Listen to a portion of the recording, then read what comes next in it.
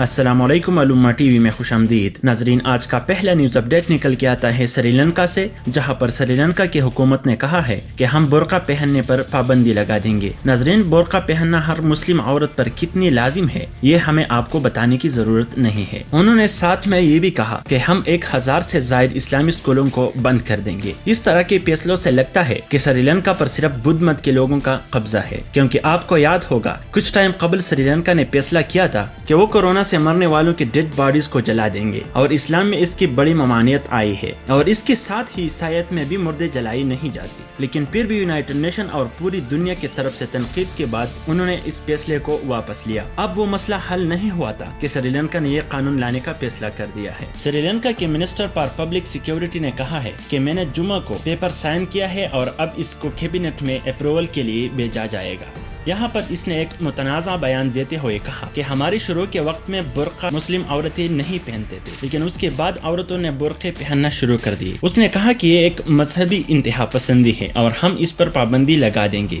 ناظرین، اس نے یہ ڈاکومنٹ سائن کیا ہے اور اب کیبنٹ سے اس کی اپروول باقی ہے، جو کہ ہو سکتا ہے وہ آسانی سے کر دیں گے، کیونکہ کیبنٹ میں اس حکومت کے ساتھ 2/3 اکثریت ہے، جس سے وہ آسانی کے ساتھ قانون سازی کر سکتے ہیں۔ ناظرین، ہمیں امید ہے کہ اس بار بھی مسلم ممالک سمیت united nation council for human rights اس پر ایکشن لیں گے اور ان پر تنقید کریں گے، کیونکہ مسلمان اس وقت وہاں صرف 9% ہے اور ان کے ساتھ یہ امتیازی سلوک کرنا ان کو نہیں کرنا چاہیے۔ اور ویسے تو عورت تک آزادی حاصل کرنے والے عورتوں کو حقوق دینے کی بات تو کرتے ہیں، اب دیکھتے ہیں کہ وہ عورتوں کو حقوق دیتے ہیں یا نہیں۔ ناظرین، انہوں نے 1000 سے زائد اسلامی اسکولوں کو بند کرنے کا بھی کہا ہے، اور ان کا مطلب اس سے یہ ہے کہ اسلامی روایات وہ بول جائے، کیونکہ آج ہر ملک اس راستے کو اختیار کرتا ہے۔ آپ انڈیا کی مثال لیجئے کہ کس طرح اب انڈیا پر ہندوتوا کی حکومت ہے اور اب وہ اقلیتوں کے ساتھ کیا کرتے ہیں، اور اسی طرح آپ چین کا مثال لیجئے۔ چین اس وقت 10 لاکھ سے زائد ویگور مسلمانوں کے ساتھ کیا کر رہا ہے۔ ان کو اب کیمپس میں رکھا ہوا ہے اور انہیں اپنی مرضی کی تعلیم دیتے ہیں تاکہ وہ اسلامی روایات چھوڑ دے اور چینی روایات سیکھ لے۔ ناظرین، چین نے تشدد میں اب انتہا کر دی ہے۔ وہ مسلم عورتوں کے ساتھ زنا بالجبر کر کے ان کو مارتے ہیں، جس کو جب BBC نے رپورٹ کیا تو چائنا نے BBC کی براڈ کاسٹنگ وہاں پر بلاک کر دی، اور ان کے بچے ان سے زبردستی لے جا کے ان کیمپس میں رکھتے ہیں اور انہیں چینی روایات سکھاتے ہیں، اور ان کے بچے زبردستی ان سے لے جا کے ان کیمپس میں رکھتے ہیں۔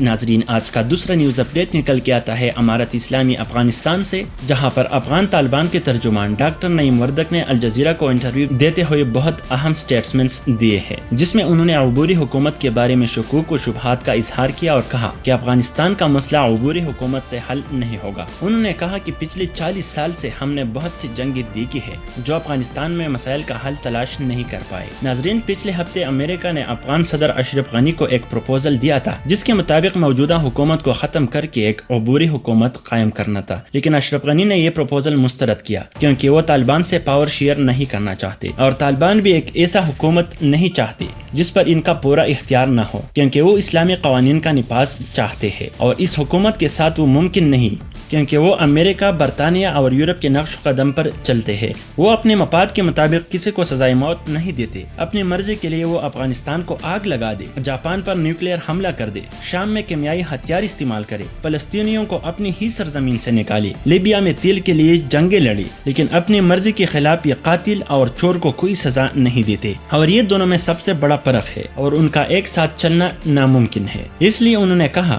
کہ غیر ملکی افواج افغانستان معاہدے کے مطابق چھوڑ دے، باقی کابل پر قبضہ کرنا ان کے بائیں ہاتھ کا کھیل ہے۔ ناظرین، دوحہ معاہدے کے مطابق امریکہ نے اپنے سارے افواج مئی 2021 آنے سے پہلے یہاں سے نکال دینے ہیں، اور اب امریکہ بہت زیادہ پریشر میں ہے کہ کیا وہ اپنے افواج نکالے یا یہاں چھوڑ دے، کیونکہ اب بھی کابل کے بڑے شاہراہوں پر طالبان قابض ہے۔ اس لیے انہوں نے الجزیرہ کو بتایا کہ پچھلے 40 سال سے افغانستان میں مختلف حکومتیں ہم نے دیکھے ہیں، جس میں شراکتی بھی تھی اور عبوری بھی، لیکن وہ کسی مسئلے کا حل نکال نہ سکی۔ انہوں نے مزید کہا کہ ہمارے پاس ایک مکمل نظام ہے اور اس سے ہم ملک کے حالات تبدیل کر سکتے ہیں، اور یہ ہم نے ماضی میں کر کے بھی دکھایا ہے۔ انہوں نے یہ بات دوبارہ کہی کہ امریکہ معاہدے کے مطابق افغانستان چھوڑ دے، ورنہ ہم معاہدے کی مدت ختم ہونے کے بعد ان پر دوبارہ حملے شروع کر دیں گے۔ اور ناظرین، اس بار امریکہ کو بھاگنے کے علاوہ کوئی راہ نہیں ملے گی، ان کے پاس اب بھی موقع ہے کہ اپنی بوریا بستر سمیٹے اور روس کی طرح افغانستان سے بھاگ جائے، کیونکہ امیر المومنین ملا محمد عمر مجاہد نے 2001 میں پہاڑوں پر جانے سے پہلے ایک تقریر میں کہا تھا کہ امریکہ آ تو اپنی مرضی سے رہی ہے لیکن جائے گی ہماری مرضی سے،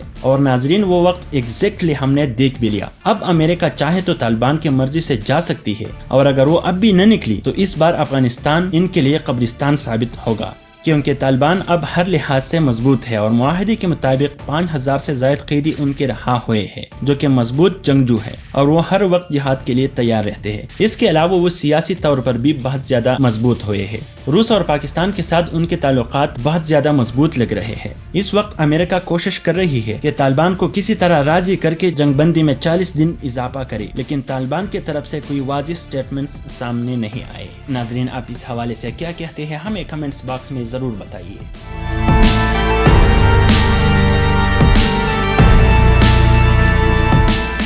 ناظرین، آج کا تیسرا نیوز اپڈیٹ نکل کے آتا ہے میانمار سے، جہاں پر میانمار میں مظاہروں سے مرنے والوں کی تعداد 126 کراس کر گئی ہے اور درجنوں زخمی ہوئے ہیں۔ رپورٹس کے مطابق ابھی تک 2150 افراد گرفتار ہوئے ہیں اور ملک میں مظاہروں نے اور بھی زور پکڑا ہوا ہے۔ اس وقت وہاں مظاہرین تشدد پر اتر آئے ہیں اور چائنا کے ایمبیسی پر بھی انہوں نے حملہ کر دیا تھا اور فیکٹریاں بھی جلائی گئی ہے۔ روزانہ کی بنیاد پر درجنوں افراد گرفتار اور زخمی ہوتے چلے آ رہے ہیں اور مظاہرے ہر نئے آنے والے دن زور پکڑتے چلے جاتے ہیں۔ میانمار میں 1 فروری کو فوج نے مارشل لا کا اعلان کیا تھا اور آج تک وہاں مظاہرے ہو رہے ہیں، کیونکہ وہاں پر لوگ مسلسل مارشل لا سے تنگ آ گئے ہیں اور وہ کسی قدر فوجی حکومت کے لیے تیار نہیں ہے۔ مظاہرین کہتے ہیں کہ فوجی حکومت میں زندہ رہنے سے موت بہتر ہے اور ہم اپنے مستقبل کے لیے اس مارشل لا کے خلاف اٹھ گئے ہیں اور اس کا خاتمہ کر کے ہی رہیں گے۔ فوج نے وہاں انٹرنیٹ بھی بند کر دی تھی تاکہ لوگ ایک دوسرے کو مظاہروں پر اکسا نہ لیں، لیکن لوگ پھر بھی نہ مانے اور اپنے مظاہروں کو جاری رکھے ہوئے ہیں۔ ناظرین، اگر آپ پوری دنیا سے بڑے خبریں روزانہ کی بنیاد پر دیکھنا چاہتے ہیں تو ہمارے چینل کو ضرور سبسکرائب کیجیے اور ہمارے چینل کا وزٹ روزانہ کی بنیاد پر کرتے رہیں۔